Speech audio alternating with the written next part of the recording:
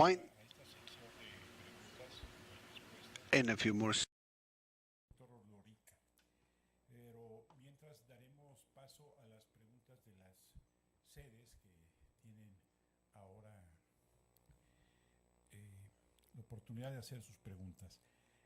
Serán la Universidad Autónoma de Nayarit, la Universidad de Ciudad Victoria, bueno, de Tamaulipas en Ciudad Victoria, de Tamaulipas en Laredo, Tamaulipas en Ciudad Mante y en Matamoros. Los escuchamos, por favor. Empezamos con la Universidad Autónoma de Nayarit, Campus UAN. Por favor, adelante.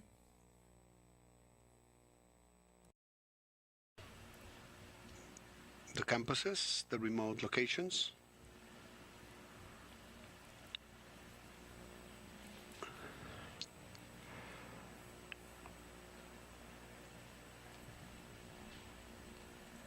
Muy bien. Como ustedes pudieron percatarse, Well, no hubo preguntas. as you could see, Simplemente there no hubo were la siguiente sede, ahorita regresamos a esta sede. En Ciudad Victoria, por favor, adelante. Ciudad Victoria, recuerden presentarse antes de plantear sus preguntas. Lo que vamos a hacer es, para evitar más interrupciones, seguimos con todas las preguntas de las 4 sedes. Adelante, por favor, Ciudad Victoria.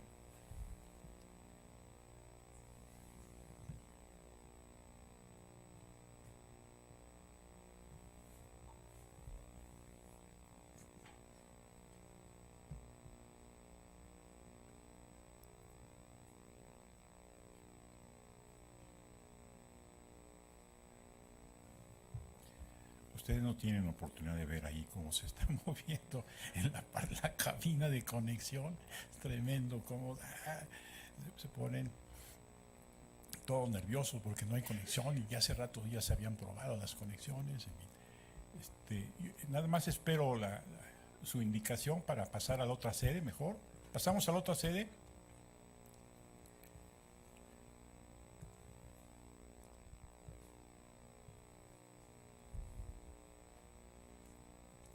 Y luego también podrán ver mi cara de quién sabe qué me están indicando, porque si seguimos o no seguimos con la siguiente sede. ¿Cuál? En Nayarit. Muy bien, empecemos ahora sí. Nayarit, por favor.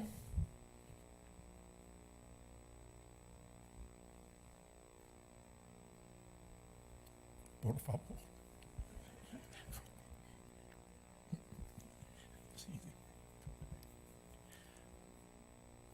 Bueno, ¿qué les parece si abrimos la sesión en nuestra sede principal del curso con ustedes? ¿Están preparados ustedes o les damos así como para... Ya están preparados para las preguntas y ya hay varios ya voluntarios, pero entonces ahora necesitaremos el micrófono que anda por allá. Entonces, ahí viene. No saben la locura que hemos creado ahí atrás. Ahí viene. Muy bien. ¿Quién empieza? Allá atrás, la doctora, por favor, dice su nombre de atrás para adelante. Sí, ¿en inglés o en español? Sí, okay. I'm going to ask. I'm Marian Lloyd from the ISUE at UNAM. When you gave us that anecdote about doing an interview with somebody who had been on the scenes of the ¡68 massacre in Mexico, I've always wondered here what people knew, what the press knew in the United States about what happened at Tlatelolco and why there wasn't a bigger fuss. And when I first started to ask that question, people would always tell me it's because they didn't know. They were really good at covering it up. But my impression is that that's not the case. So I'd just like to know why a bigger deal wasn't made of it, why it wasn't a policy issue in the United States or in Europe or elsewhere. Thank you. The next question. Perdón. Should I answer or should we wait for more? Wait for more. Okay. Bien, adelante. Acá adelante a mí, por favor. Como pueden ver, ahora tenemos un nuevo. Buenas tardes, soy profesora del bachillerato de CCH Naucalpan. Y bueno, mi pregunta es, ¿cuál sería el papel de la nueva izquierda haciendo un equivalente para el presente? Es decir, la época de las revoluciones, pues, para el siglo XXI suena lejano, pero en este papel de transformación de los estudiantes y de las juventudes y los intelectuales, ¿cuál sería el papel actual de una nueva izquierda? ¿Y qué papel jugarían las universidades como centros de transformación a lo que fue su generación? Gracias. ¿Otra pregunta? Bien, la tercera y última de esta tanda. Bien, aquí arriba, a la mitad, a mi izquierda. Ay, gracias.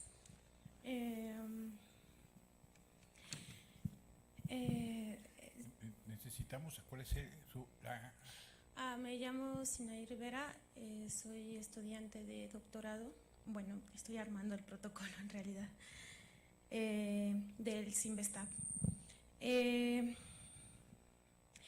Se habla de una configuración de un sentimiento revolucionario, donde hay un fuerte o hay una configuración de distintas emocionalidades que me parece que tienen que ver con un asunto de generación y de época, de la generación que vio o que sintió o que vivió la idea de que la humanidad se podía destruir a sí misma vía la bomba y las guerras. Con relación a eso, sobre la importancia de los sentimientos y la emocionalidad, sobre cómo se configuró este sentimiento revolucionario en la experiencia de la nueva izquierda en aquellos años, como parte de ir pensando en la generación, sus emociones y sus sueños también, ¿no? Como que fueron generando otro tipo de movimientos. Y bueno, quiero no abusar, pero tiene que ver con una frase que me ha dejado como pensando sobre ganar una lucha cultural respecto a posicionar un discurso crítico frente al poder desde el espacio estudiantil, del movimiento estudiantil, y perder las instituciones públicas, que es como una contradicción impresionante. Sin embargo, creo que hubo movimientos o rearticulaciones en las instituciones públicas a partir de la década. Quiero saber cuáles o cómo se identifican en términos pedagógicos y de organización al interior de las instituciones de educación superior estos cambios, digamos, a lo mejor de forma muy general. ¿Cómo impactó este movimiento en la organización al interior de las instituciones? Gracias. Muy bien.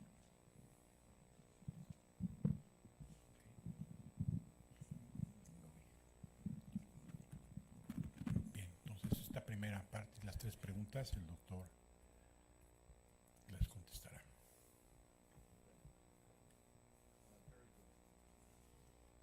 So, about Tlatelolco in the U.S. So, October 1968 in the U.S., we are a little more than 1 month. Teníamos poco más de un mes de la convención democrática y de todo lo que ocurrió ahí. Estábamos a un mes de la elección presidencial.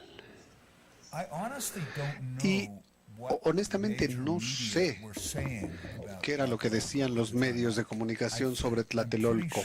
Estoy muy seguro que en aquel momento yo no ponía mucha atención a los medios de comunicación principales, así que no pensábamos que fuera muy importante ver los periódicos. Hacíamos lo que podíamos. Así que tendría yo que especular.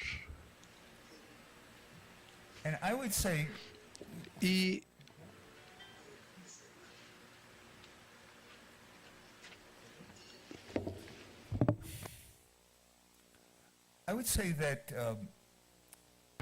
Y entonces yo tendría que especular y diría que la nueva izquierda en los Estados Unidos realmente no sabía mucho sobre México, como tampoco sabía mucho sobre México ningún otro sector de la sociedad de los Estados Unidos. No ponían tanta atención. Y no me enorgullezco en decirlo, pero creo que es verdad.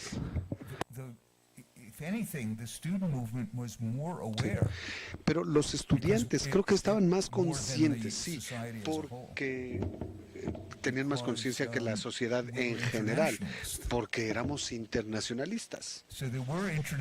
Entonces, había reuniones internacionales donde había jóvenes del movimiento estudiantil mexicano, lo sabía, aunque en aquel momento no lo sabía, después supe que había representantes de ellos.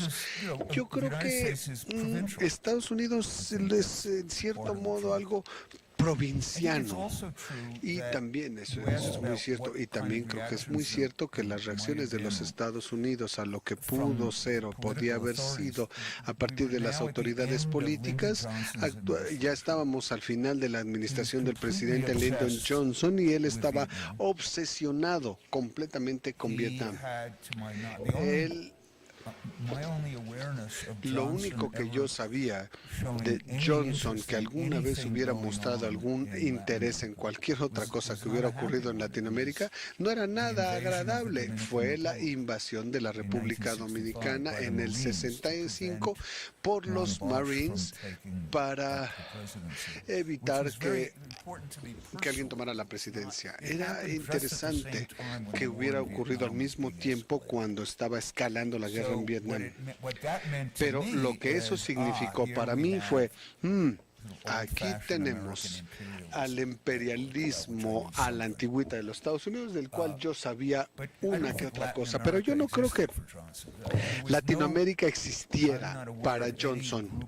No recuerdo haber visto algún grupo en el Congreso o en el Departamento de Estado que hubiera puesto atención. Entonces es una pregunta muy interesante.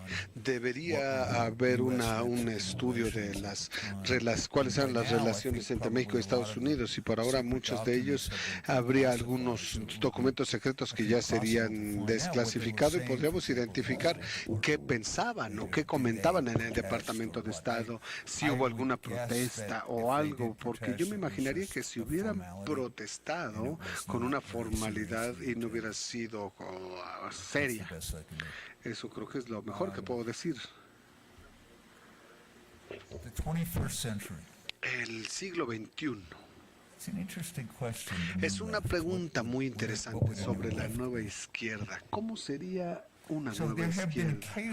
Bien, ha habido ocasiones en los Estados Unidos en estos años en que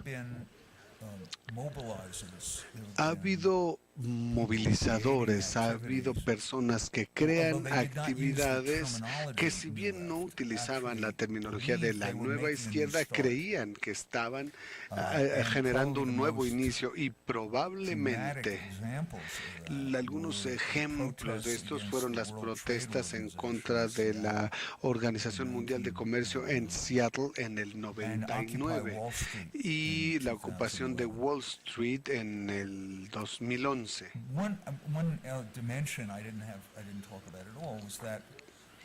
Y sí mencionaba yo que para la nueva izquierda, que era antiautoritaria, era un problema definir la autoridad. Y muchas personas concluyeron, muchos activistas concluyeron después de los años 60 que había sido correcto apartarse de las ideas convencionales de liderazgo, y el resultado había sido un espíritu esencialmente anarquista. Entonces, comenzando en los años 70, donde por ejemplo hubo movimientos en contra de la energía nuclear, de las plantas nucleares, y también movimiento feminista, hubo un fuerte rechazo al liderazgo visible en nombre de un modelo de organización que podríamos decir que fuera un movimiento horizontalista. Y ahí comenzamos a ver la acumulación en los años 70 y luego a finales de los 90 y cuando ocuparon Wall Street, que no solo eran nuevos líderes, sino que había nuevas exigencias y había más hostilidad, que yo pienso que era problemática. Presentar esas exigencias a las autoridades. Así que si hubiera una nueva izquierda, le agregaría algo. Una de las cosas extraordinarias sobre el periodo desde nuestra elección presidencial es que tenemos ahora una gama extraordinaria de lo que muchas personas llaman la resistencia política. De las primeras protestas importantes en contra de Trump, el día que tomó posesión, el 20 de enero de 2017, la organizaron 4 mujeres en línea y ellas no se conocían. Simultáneamente se les ocurrió la idea, presentaron la idea en las redes sociales y tuvieron una respuesta muy grande. Fue una de las mayores protestas en los Estados Unidos y luego volvió a ocurrir un año después, en enero de este año. Y a partir de ahí, de ese movimiento que fue esencialmente horizontalista y que no presentaba exigencias, era simplemente una declaración de odio, un odio y de compromiso. Y francamente, a mí me dio miedo que ese estado de ánimo se disipara rápidamente, es decir, que la gente se enoja, sale a protestar y luego se va a su casa, punto. Pero bueno, esa era mi propio temor en el trabajo. Y bueno, de hecho, muchas personas ese día e incluso antes y después entendieron, y estas personas eran personas sin gran experiencia política, entendieron que había que organizarse, porque no es nada más de hacer una protesta, porque eso no es nada. Entonces, hay una amplísima gama de organizaciones que son locales y que habían trabajado en elecciones locales, en campañas locales de diferentes tipos. Entonces, si por ejemplo están en los Estados Unidos y vemos aquí un grupo de asistentes del Congreso del lado izquierdo, después de que las mujeres elaboraron un manual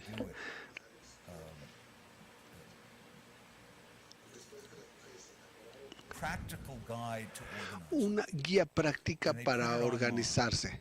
Lo subieron a las redes a internet con el nombre de Invisible y se hizo muy exitoso y se ha convertido en una especie de red, así que cualquier parte de Estados Unidos donde vivas, si entras a su sitio de internet y escribes tu código postal,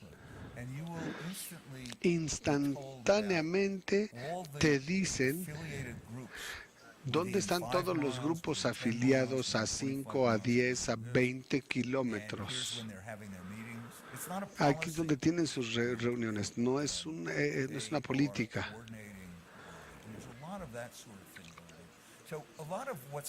Entonces, mucho de lo que ocurre es de manera horizontalista, de la misma manera. Con frecuencia son personas que no han trabajado en nada de política,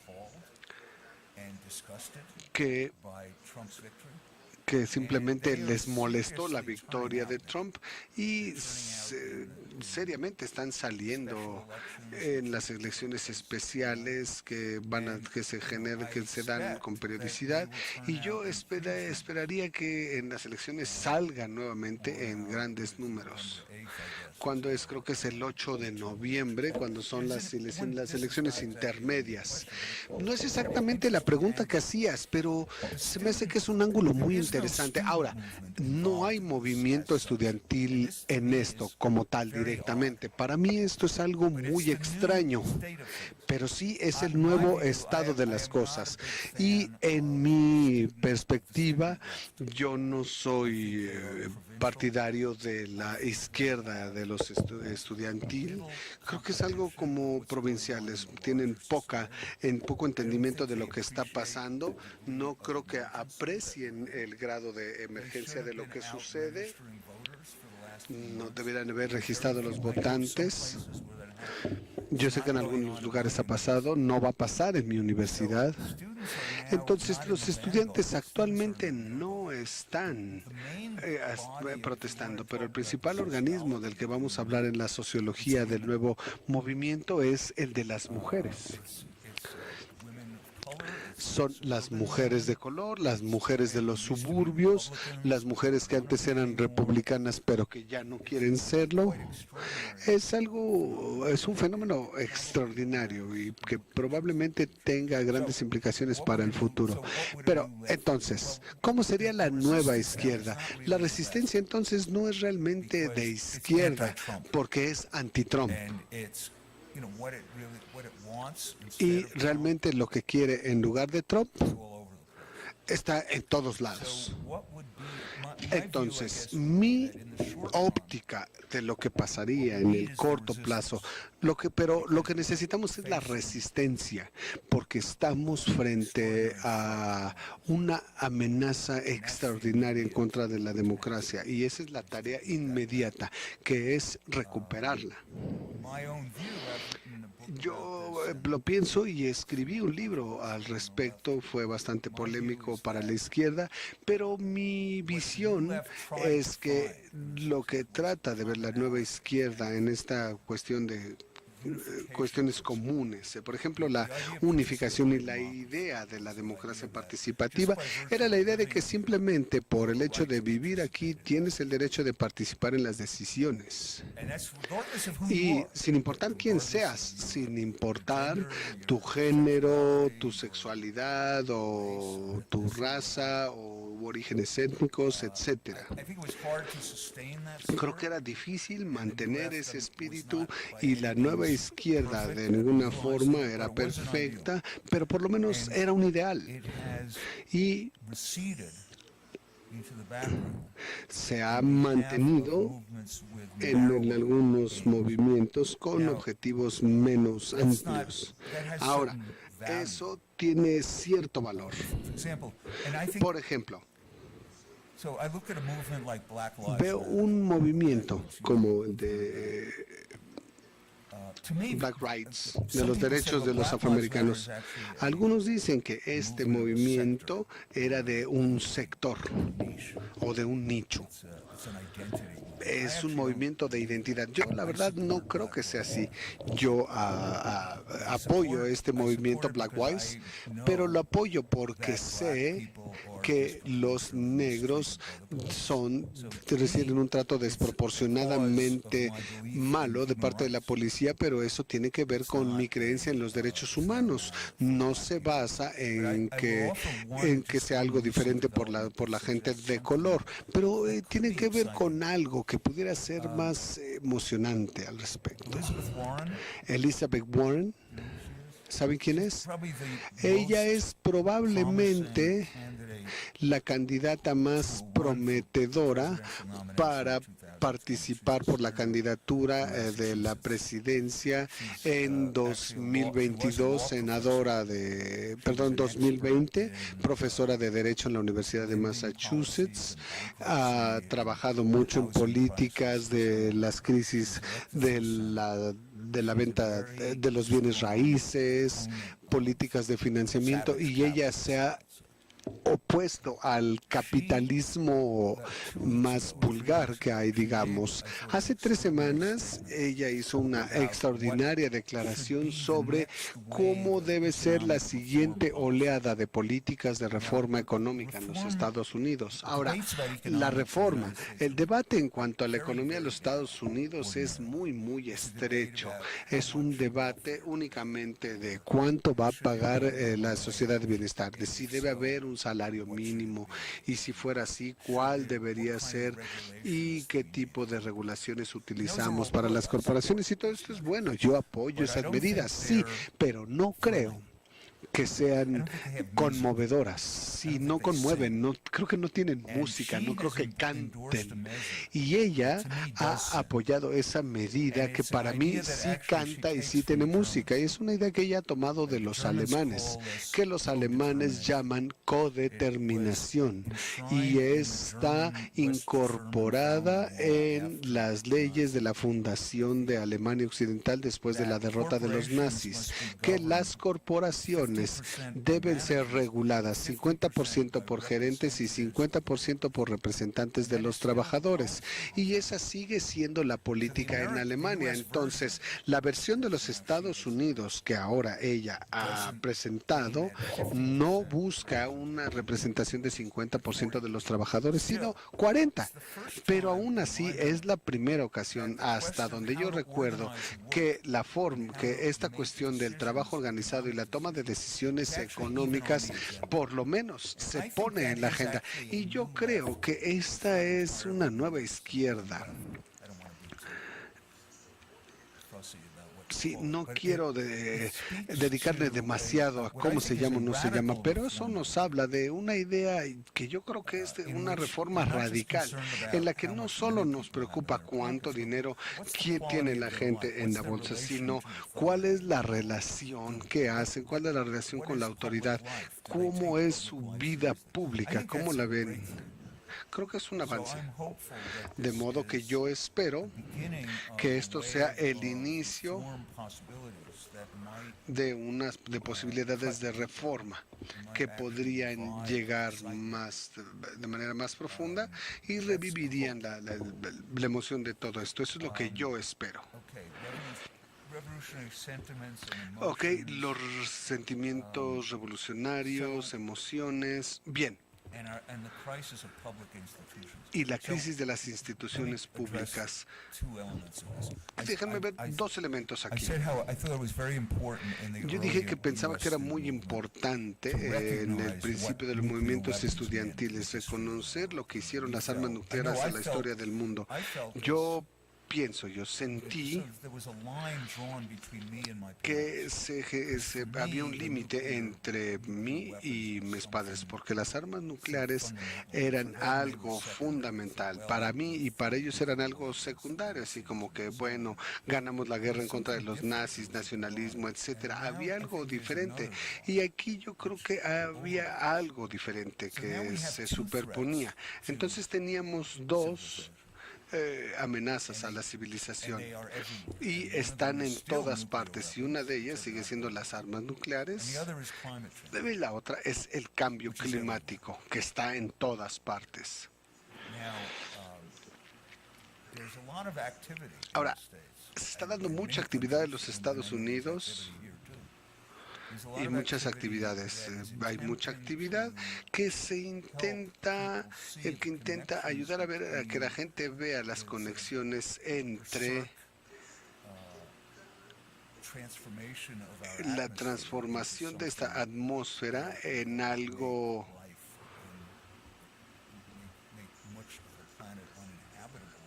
que hará que buena parte del planeta sea inhabitable en el tiempo que nos queda de vida a la mayoría de los que estamos aquí. Así que creo que hay un reconocimiento considerable de que las personas tienen diferentes intereses o diferentes cosas en juego.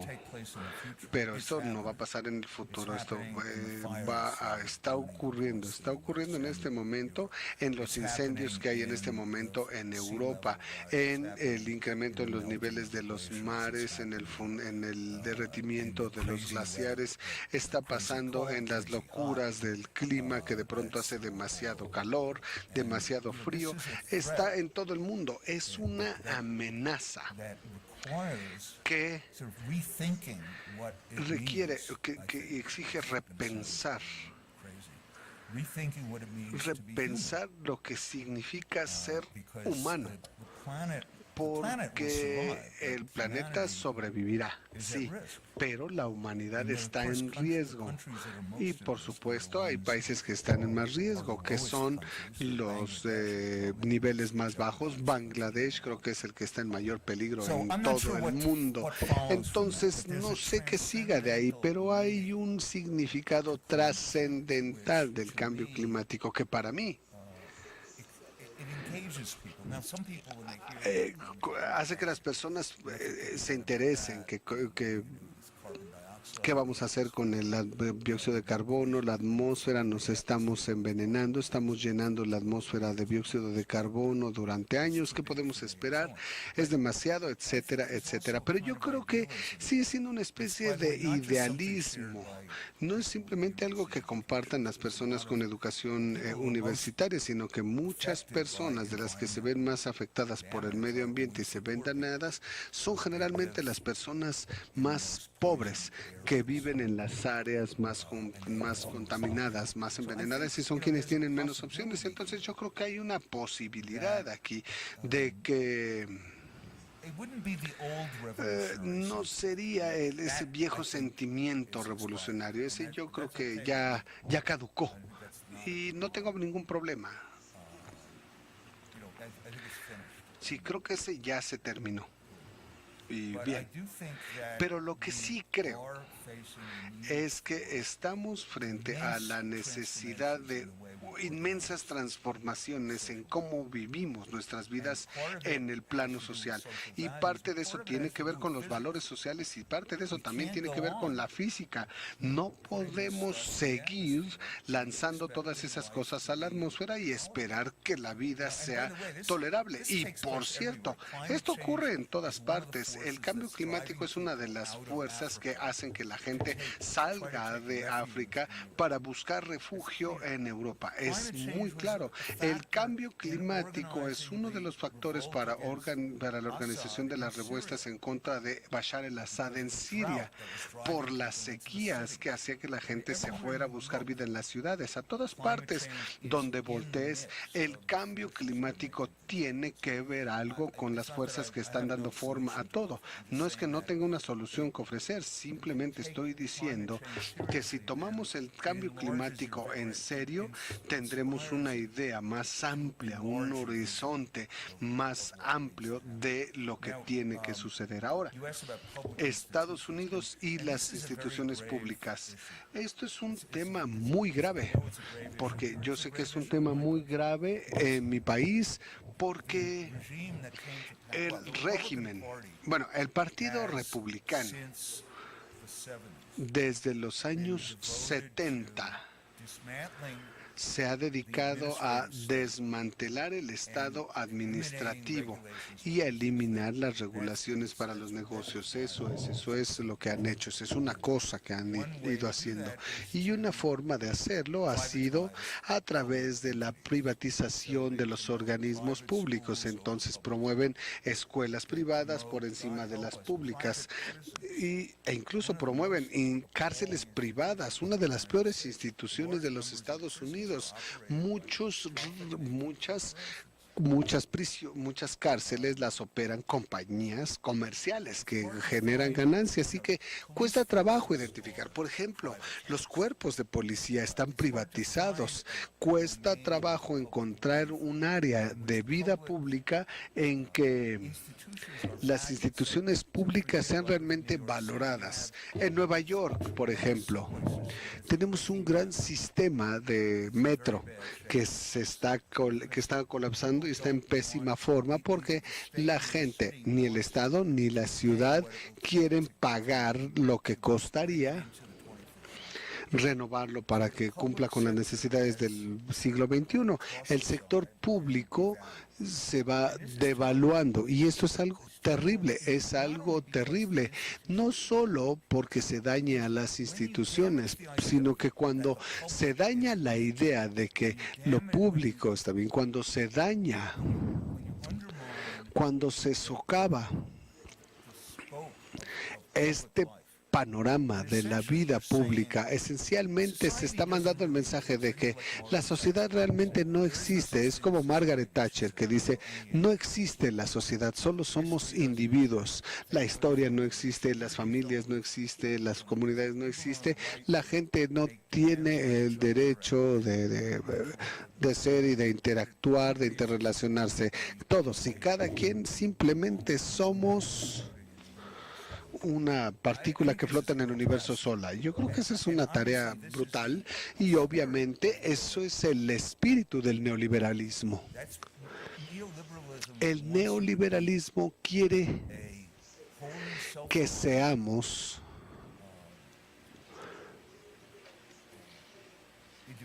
un individuo que depende únicamente de sí mismo. Y eso no solo ocurre en Estados Unidos. En algún momento estuve en Chile, donde supe que uno de los grandes problemas en la dictadura de Pinochet fue la privatización del sistema de pensiones, que fue orquestada con ayuda de economistas de los Estados Unidos. Y aunque Pinochet ya no estaba, ese sistema privatizado sigue existiendo. Y muchas personas han sido afectadas por esto, porque generalmente es mejor que invierta el Estado en lugar de que haya individuos que busquen sacar un provecho personal. Eso no funciona así. Ahora, una de las personas con quienes platiqué, un ex estudiante que ahora es profesor y profesora y periodista, decía que si bien ya no existe la dictadura, persiste el espíritu corrosivo de que cada quien está ahí para atenderse a sí mismo. Es decir, la idea de una república se ha devaluado. Y yo creo que eso es algo muy malo en todas partes. Y nuevamente, todo esto nos lleva, junto con la incapacidad de ver la importancia del cambio climático. Porque comenzar a entender cómo funciona el cambio climático es entender que el mundo está interconectado. Yo sé que es un enfoque simplista, pero es real. Si piensas que no eres más que un individuo y que puedes echar la basura en el agua porque a nadie le importa, ese es el final de la capacidad de tener democracia para el manejo inteligente de los recursos. Eso es una no sociedad. Y vean a dónde nos ha llevado esto. ¿Quién es presidente de los Estados Unidos? La encarnación clara de una sociedad a la que no le importa, a alguien a quien no ha tenido una responsabilidad hacia ningún otro ser humano. Habrá algunas excepciones de sus cuestiones biológicas, nada más, de sus herederos biológicos. Ese espíritu está ahí, allá afuera, y tenemos que vencerlo, con porque es un rechazo de reconocer la realidad. Esto es lo que yo puedo comentar al respecto. De la cabina, que les demos oportunidad de hacer un reset. Nos vamos a resetear. Let's now reset connections to the questions from video conferences in the remote locations. So, could you bear with us for 3 minutes? Preguntar esas cosas, ¿cómo ve el futuro del pensamiento? How do you see the future of the thinking of the left?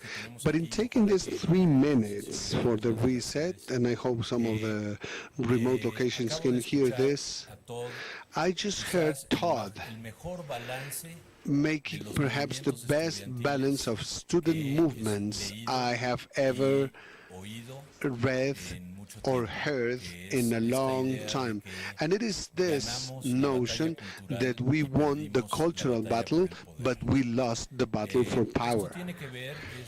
This has to do, this really struck me Because the reaction we had for a long time to this deterministic structural Marxism that political estructura de la sociedad en las relaciones económicas entre capital y trabajo nos llevó a muchos a una reacción hacia el énfasis en el espacio de lo cultural y en la idea de que se podía ganar el poder político estrictamente en el ámbito de las percepciones sobre la realidad, sobre la cultura, sobre la sociedad.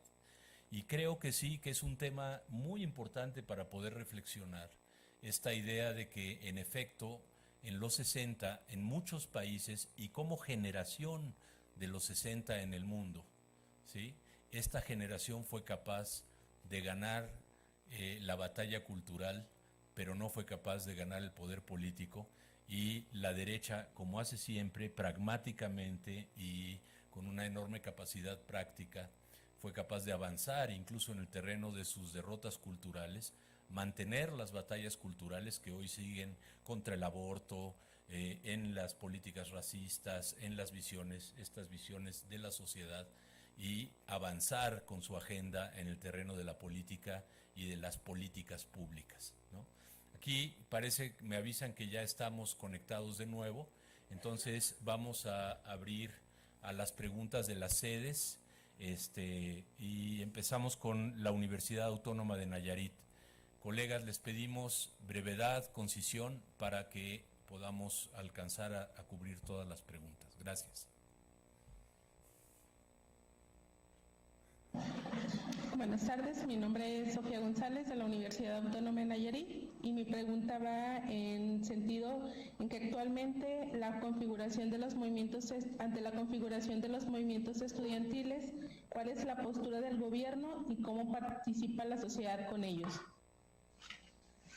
Buenas tardes, soy la maestra Tania Rodríguez Martínez de la Universidad de Nayarit. Mi pregunta es la siguiente. ¿Cómo se puede sostener el argumento de que el movimiento de la SDS se destruyó a sí mismo cuando hubo intervención gubernamental por parte del FBI?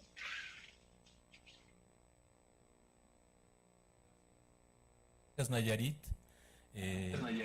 Vamos a tomar las preguntas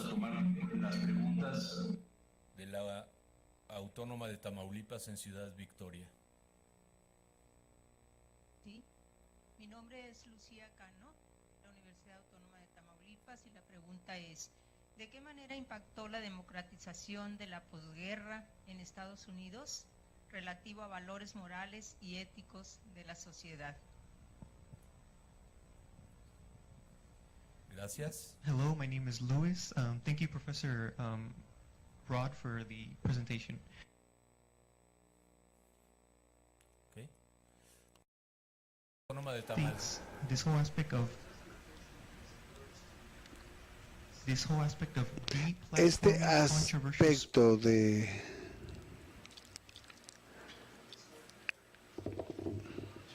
se está cortando. Hero or other speakers who mostly fall on the right. What is your opinion of these protesters? ¿Cuál es su opinión de estos protestantes? ¿Cuál es su opinión de las manifestaciones, o si simplemente... Bueno, vamos a pasar a la siguiente. Well, por favor. Let's move to the next one. ¿Te refieres a las manifestaciones actuales? Are you talking about the current demonstrations, the current protests? Las manifestaciones actuales de los estudiantes. Yes. Ok, contra las armas, etcétera, ¿no? Yes, against weapons or what? Más que nada en contra de personas que Basically, más que nada a la derecha política. Against people getting aligned to the right politically, and many students don't allow them to express their views, which might be controversial for some of students. You want to go ahead with these questions? ¿Quiere usted responder estas preguntas? Adelante. Bueno, vamos a tomar dos más, las dos que nos faltan, ¿no? Let's take two more, one from each of the Nuevo Laredo. other location. Laredo. Nuevo Laredo. Nuevo Laredo. Nuevo Laredo. Laredo es del otro lado. Desde la enfermería, presentación de mi nombre es Max Valladares, maestro de horario. Una felicidad al ponente que Gets interrupted. I'm sorry. Lo que ha sucedido en Norteamérica. Nos llama ¿Le pueden avisar? pues la dinámica, ¿verdad? Historia. De ese interés. No, Bueno, I'm sorry, I cannot translate. Completamente cortada las intervenciones que estamos recibiendo, no podemos entender lo que se está diciendo. No sé si todas las de Tamaulipas vienen centralizadas y por eso está ocurriendo eso. Are we having all the... Sí, está. ¿Ya se oye? A ver, Can sí. you hear me now? Adelante con brevedad, por favor. Muy bien. Decíamos Briefly, que después de I was comentar saying, con los compañeros, in discussion la with pregunta my es, colleagues, bueno, una reflexión es que my decíamos que la reflection sociedad is, es dinámica we said a that través de la historia y que societies las are necesidades dynamics e through intereses history, son and the needs diferentes, and pero aún interests los are grupos de different, poder but the manipulan groups of power a estos manipulate these groups. Particularmente, Particularly, queremos saber we qué want avances to know hay what con kind of relación a la progress have been made in discriminación relation en to Estados Unidos. discrimination Estamos in the hablando U.S. a través de la historia de casi We're 60 talking años, through de a los history of movimientos que se 60 dieron a years partir de of these la guerra de movements which Vietnam, del arose Vietnam, after against Vietnam, pre, during, and after Vietnam. There was a whole representation with music and then awareness of Afro-American groups fighting for equality. But by now, we could see the historical context of presidents that you have had, particularly the last two ones. But right now, where is the United States with a new president? What kind of progress have you seen, or what do you expect to see, if there could be any, in relation to discrimination in the U.S.? Thank you. And finally, University of Tamaulipas in Mante. Okay. Hello, good afternoon from Mante Hola, City, buenas Tamaulipas. tardes. This is the question. What is your opinion Esta es la about pregunta. the ¿Cuál political es su system opinión in sobre the el sistema universities in político en las Mexico universidades en related with the México United en States, relación a los taking Estados into Unidos, account tomando the en demagogy cuenta and the que media in these la days? mayoría, la demagogia de los Bueno, medios de muchas comunicación gracias en la a actualidad? las, Well, thank you very sedes, much a Nayarit to y the las sedes de la locations, Autónoma de Nayarit Tamaulipas. and the Vamos a darle la Autonomous oportunidad a Todd University Gitling of de Tamaulipas. contestar We will las give Todd Gitling an opportunity to answer those questions. Todd? Gracias. Número uno, ¿cómo puede decir que el SDS se destruyó solo cuando hubo clara intervención del gobierno? Bien, la intervención del gobierno funciona cuando capitaliza las vulnerabilidades y debilidades. No son omnipotentes. Las autoridades no son omnipotentes. Y muchos de sus esfuerzos de perturbar este movimiento de los derechos civiles fracasó por completo. Una de las peores historias en la historia del FBI, una de las peores anécdotas, es que como J. Edgar Hoover, fundador del FBI y que además lo manejó durante 50 años, era racista. Él odiaba a Martin Luther King y tenía miedo después de que asesinaron a Luther King. Él tenía miedo de que surgiera lo que él llamaba otro Mesías negro, y en aquel momento, en los 60, ya fuera poco antes o poco después de que le hubieran dado el Premio Nobel de la Paz a Martin Luther King, uno de los altos funcionarios del FBI escribió una carta anónima a King amenazando con revelar información sobre su vida sexual que ellos habían conocido conocido a partir de intervenir sus comunicaciones y amenazó con suicidarse. Pero realmente no tuvo efecto alguno porque la organización de King, la Conferencia Cristiana del Sur y el apoyo de base tenía principios y era racional y además estaba aterrizado y de modo que no hubo penetraciones de alto nivel de parte de los organismos de inteligencia de los Estados Unidos. No fue que se hubieran metido, porque ellos no habrían sabido cómo funcionar ahí. Yo creo que la puerta para la amenaza del FBI y las infiltraciones y los informantes la abrieron los líderes, los grupos de líderes en el SDS como una alucinación y perdieron el contacto con la realidad política en su momento. Y en aquel momento era cuando si hablabas muy alto, donde era si hablabas que era necesario la lucha armada, había personas en tu organización que lo aprobarían y no era porque hubiera muchos infiltrados, sino porque muchos de los líderes tenían el compromiso de lo que yo diría, habían perdido el apego a ese pensamiento estratégico y claridad de mente que habían tenido en los primeros años. Y en segundo lugar, la democratización en la posguerra. Creo que estoy seguro que hablabas de la posguerra de Vietnam. Un pensador, Michael Harrington, decía en los años 70 que decía, y yo sostendría lo mismo y lo repito. Muchas instituciones se han democratizado.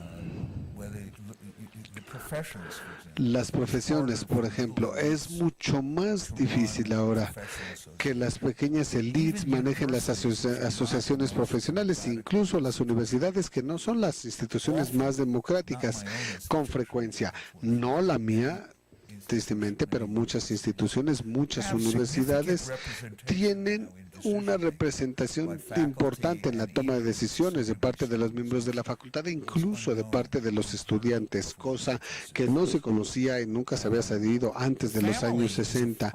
La familia es ahora incluso una institución mucho más democrática de lo que era antes. Hay una parte en los Estados Unidos que cree que los hombres tienen que manejar la familia y punto, pero son una minoría y son cada vez menos. Y ahora, si alguien en la vida pública dice que el papel de las mujeres en la familia es seguir al esposo, sí, puede que le aplaudan uno o dos en algunos lugares, pero principalmente se consideraría que es una cosa estúpida decir. No se puede decir eso. Entonces, incluso en el Congreso, no me entusiasma mucho, pero incluso antes de los 60, las comisiones en el Congreso las operaban miembros de la Cámara o del Senado que habían sido electos desde hacía mucho tiempo. Entonces, las principales decisiones que se tomaban en el Congreso las tomaban personas que llevaban en la Cámara o en el Senado 20, 30, hasta 40 años. Y el Partido Demócrata era algo muy raro, era una criatura muy rara porque incluía a liberales como en la tradición de Roosevelt, incluía a algunos racistas sureños. Y los racistas sureños los reelegían año tras año, así que de manera desproporcionada las comisiones del Congreso las manejaban supremacistas blancos. Y eso está cambiando, ya no es así, porque ahora el Partido Demócrata sigue siendo así, pero ahora tenemos votos primarios para los candidatos dentro de los partidos políticos. Hasta el 68 simplemente eran unos cuantos de las primarias que tenían la libertad y tenían la nominación, tenían designaban quién iba a ser el presidente en una primaria que básicamente elegían ellos. Es como el PRI, como lo que se ha dicho. Ya no es así. Y bueno, podemos ver muchos ejemplos de este tipo. Por ejemplo, la democracia está representada de la mejor manera que antes. Incluso hubo una contrarrevolución. El Partido Republicano tiene el compromiso de restringir el voto, hacer que sea más difícil que los negros y los hispanos y otras minorías voten y tratar de volver a los logros, de reprimir los logros de los 60. Y han tenido éxito. Entonces, hay izquierda, derecha y centro al mismo tiempo. Las protestas en México actualmente, realmente, bueno, no deberían preguntarme mucho a mí porque yo apenas llegué ayer. Yo no confío en quienes quieren pontificar sobre las cosas, pero les voy a dar mi impresión muy honesta, que es algo muy impresionante, muy impresionante. Yo no tenía idea de que esto estaba sucediendo aquí hasta ayer. Y a partir de lo que el profesor me ha dicho y me han dicho otros colegas y lo que he leído en los medios de comunicación, la calidad de la organización de parte de los estudiantes es extremadamente impresionante. El tema que han tratado es un tema de vida o muerte. Ahora, no solo para las universidades, sino para qué se hace para controlar la violencia, que eso es todavía lo más importante, que obviamente es un tema muy importante en todo el mundo. Me emociona mucho y tengo muy buenas expectativas de lo que he visto aquí.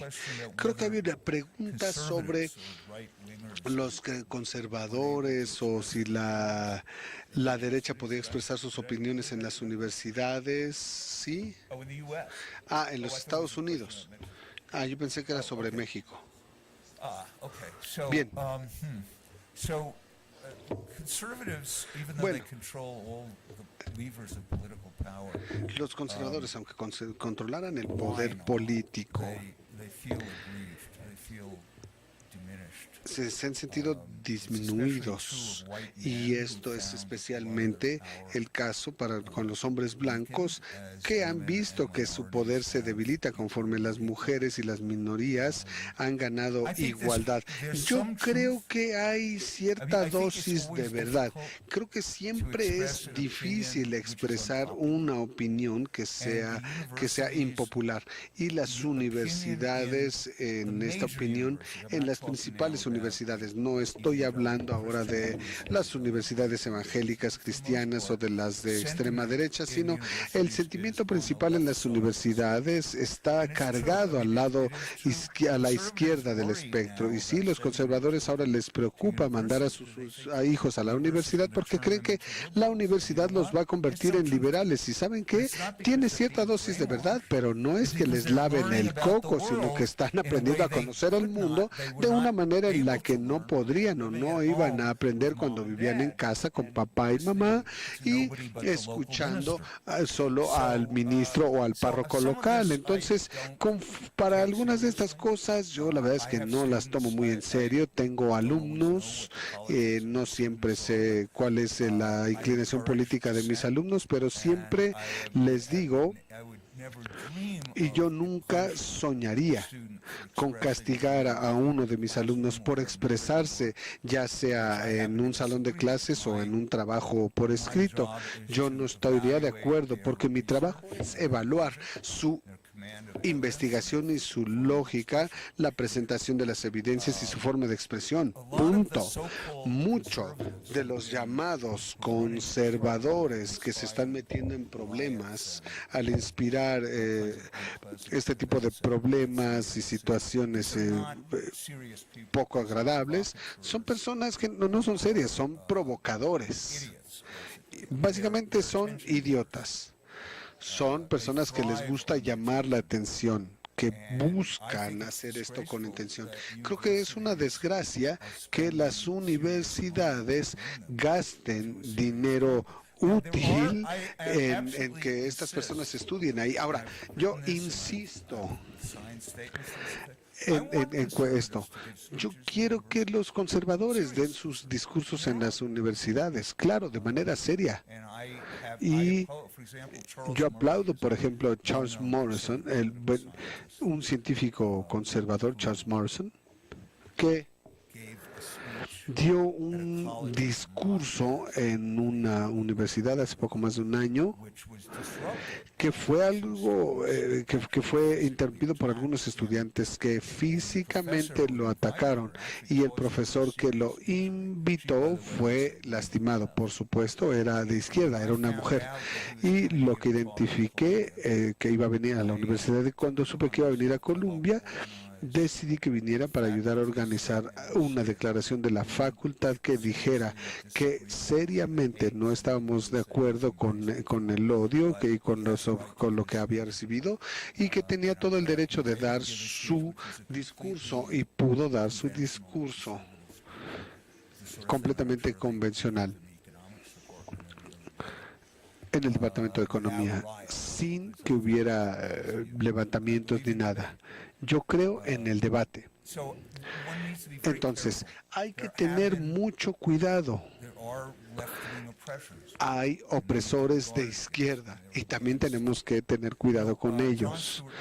John Stuart Mill es uno de mis héroes intelectuales, y su gran ensayo sobre la libertad tiene argumentos muy potentes que sí son muy importantes para lo que decíamos. Incluso todo el mundo, excepto una persona, y esa persona podría tener razón.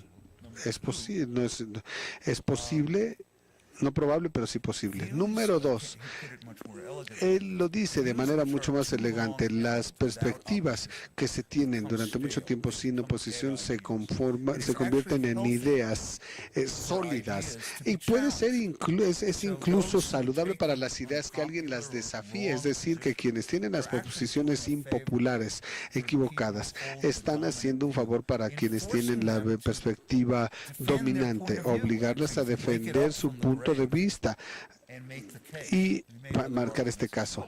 Otras discusiones, pero yo creo que es cierto. Yo estoy en favor de un debate verdadero.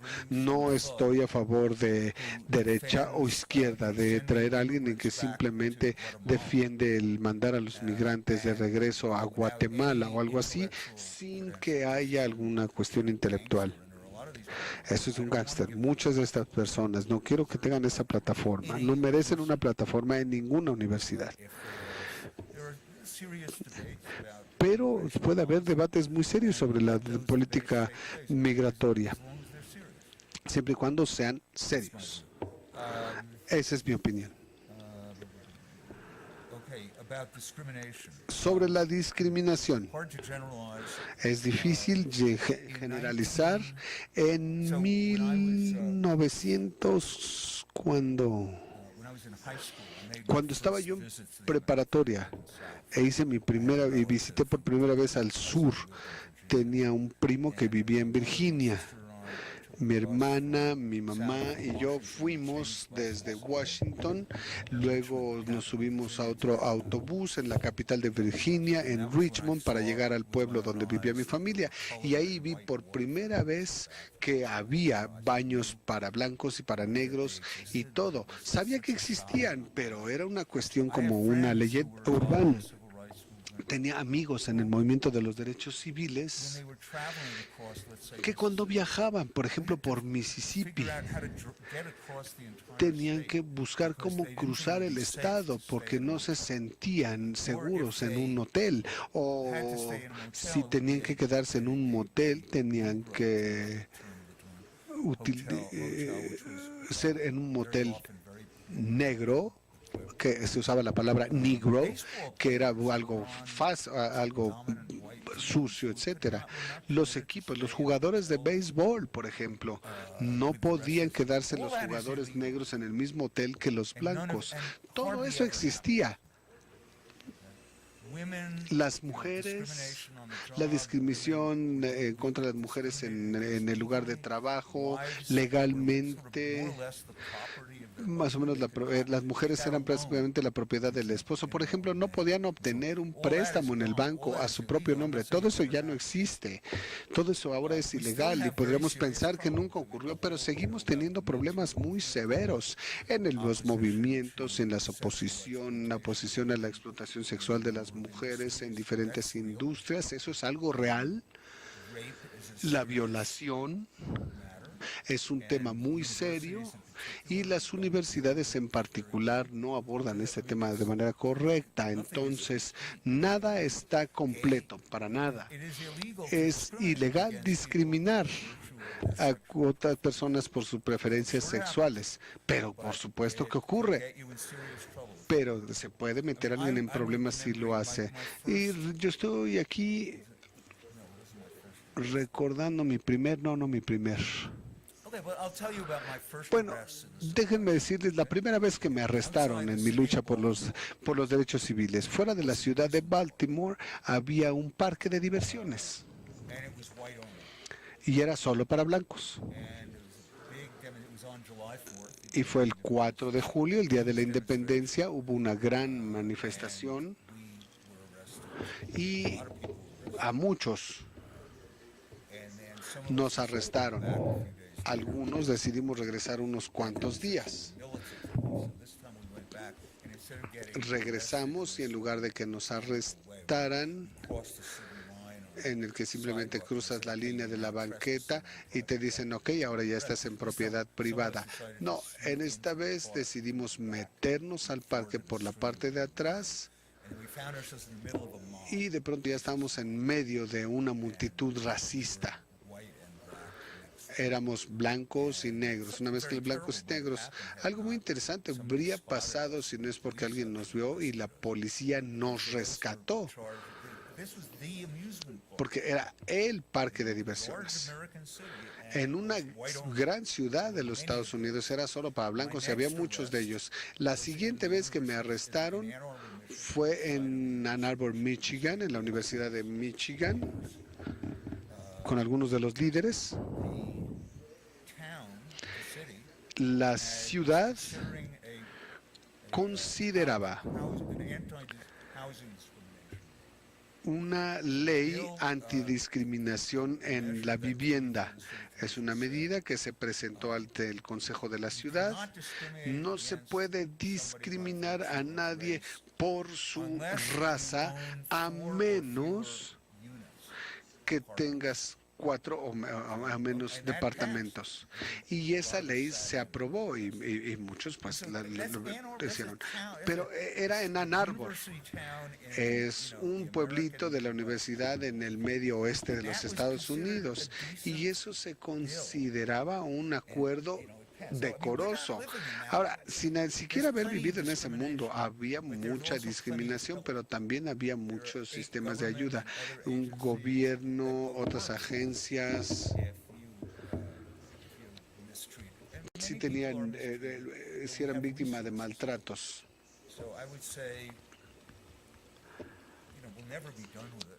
Nunca habríamos terminado esto. Pero afortunadamente, gracias a Dios, ya no vivimos en esto. Y para seguir con mi objeción a esto de que se pontifique sobre el sistema político, gracias. Not because I'm afraid to, it's that I don't Y no know. es que tenga miedo de hacer un comentario, simplemente que no sé qué Muchas decir. gracias, Todd. Ha sido una Thank you plática very much, excelente. Todd. It's Hemos been oído muy a buenos comentarios. great discussion. We've heard Las preguntas very han good permitido comments, extender and algunos the de los questions temas, helped y el us tema y el tiempo inexorable ya elaborate, nos pone un help us límite. hear you Es viernes en la elaborate on your noche, topics. But una time semana muy intensa. Creo que is vale la gone. pena que It's Friday podamos night. descansar It's o been an quien cada intense quien. week, so I think we should all go and have some rest. Well, anyone can do whatever they want. I'm not suggesting anything particular. Let's stop the session here. I want to thank the technical team because they managed to rescue most of the presentation. And I want to thank every one of you in the room for your presentation and those who were present at the video conference. Thank you.